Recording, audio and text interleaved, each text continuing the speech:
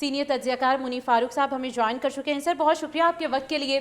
اہم ڈیولپمنٹ ہم اس کو کنسیڈر کر سکتے ہیں کہ فیلڈ مارشل ایران کے لیے روانہ ہو چکے ہیں اور بہت اہم ملاقاتیں بھی شیڈیول ہیں وہاں پر ان کی.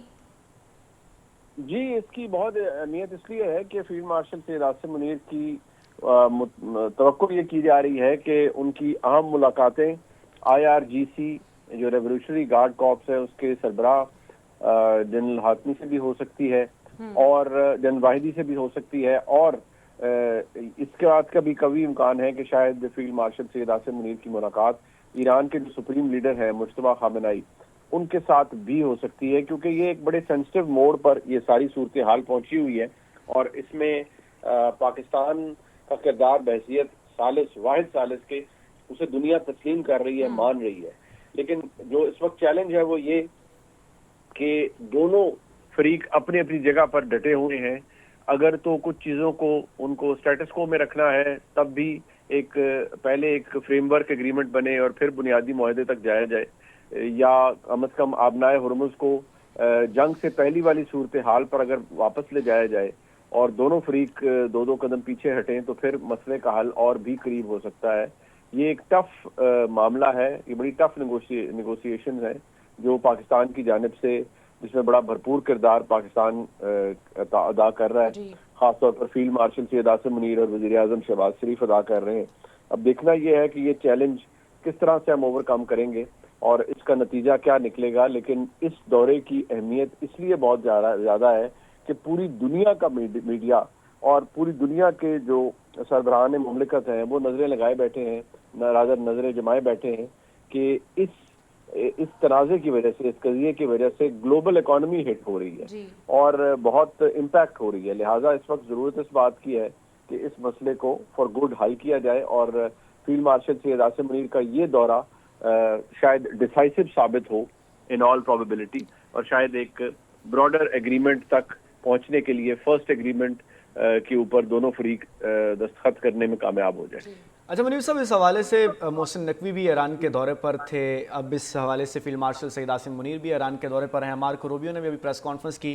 آپ کیا دیکھتے ہیں پوائنٹ آف کانٹراڈکشنز کیا آ رہے ہیں اس حوالے سے کہ معاہدہ اپنی اصل روح کے مطابق طے ہو جائے؟ دیکھیے، ایک تو سب سے بڑا ایشو آپ کو پتہ ہے جوہری معاملات کا ہے، نیوکلیئر جو آرسنل ہے یا نیوکلیئر ایشو ہے اس کے حوالے سے، نیوکس کے حوالے سے. دوسرا معاملہ اس تقریباً 400-450 کلو گرام افسودہ یورینیم کا ہے، اس کی حوالگی کا ہے. وہ کہاں پر رہے گا؟ ایران کو یہ بات بالکل منظور نہیں ہوگی کہ وہ امریکہ اس کو اپنی تحویل میں لے. رشیا نے آفر ضرور کی، لیکن ظاہری بات ہے کوئی بھی سوورن ملک یہ نہیں چاہے گا کہ اس کا جو ایک قیمتی اثاثہ ہے وہ کہیں اور ہو. جوہری معاملات کو آگے نہیں بڑھایا جائے گا. اس کے اوپر بھی بائی اینڈ لارج ایگریمنٹ ہو چکا ہے کہ کتنے عرصے تک ایران اس کو انرچمنٹ اس کی نہیں کرے گا. امریکہ 20 سال کہہ رہے ہیں، ایران کی طرف سے کو 5-10 سال کی بات کی جاتی ہے، لیکن مڈل گراؤنڈ تلاش کیا جا سکتا ہے. بٹ جو امپورٹنٹ بات ہے وہ انرچڈ یورینیم کی ہے اور آبنائے ہرمز کی ہے. آبنائے ہرمز کا کنٹرول ایران بالکل اس کو لیٹ گو آف کرنے کے لیے اس لیے تیار نہیں ہے کیونکہ دیکھیے اگر آپ اس کی نوعیت کو سمجھیے تو ایک سائڈ پر عمان کے ٹیریٹوریل واٹرز ہیں، دوسری سائڈ پر ایران کے ٹیریٹوریل واٹرز ہیں، اور نیچرل بات ہے کہ امریکہ کو اب پرابلم یہ ہے کہ وہ کسی طرح کا محصول بھی نہیں دینا چاہتے، وہ اس کے اوپر قبضہ بھی کرنا چاہتے ہیں، انہوں نے اس کی بلاکٹ بھی کی ہوئی ہے.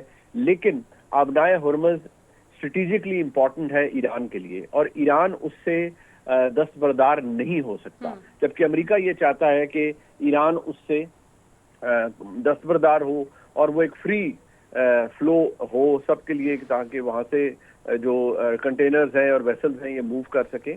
لہٰذا یہ آپ کسی ایک ملک سے یہ ایکسپیکٹ کرنا کہ وہ اپنا جو جائز یا لیجیٹمیٹ رائٹ ہے اس کو فورگو کر دے. اور ساتھ ذہن میں رکھیے یہ تنازع آپ کا نہیں ہے، 4 دہائیوں سے زائد کا یہ تنازع ہے اور اس میں بہت سا پانی پلوں کے نیچے سے گزر چکا ہے. بلینز آف ڈالر کے اثاثے ہیں جو منجمد ہیں. سر بالکل، اور پوائنٹ آف کنسرن بھی یہی ہے دونوں ممالک کے درمیان.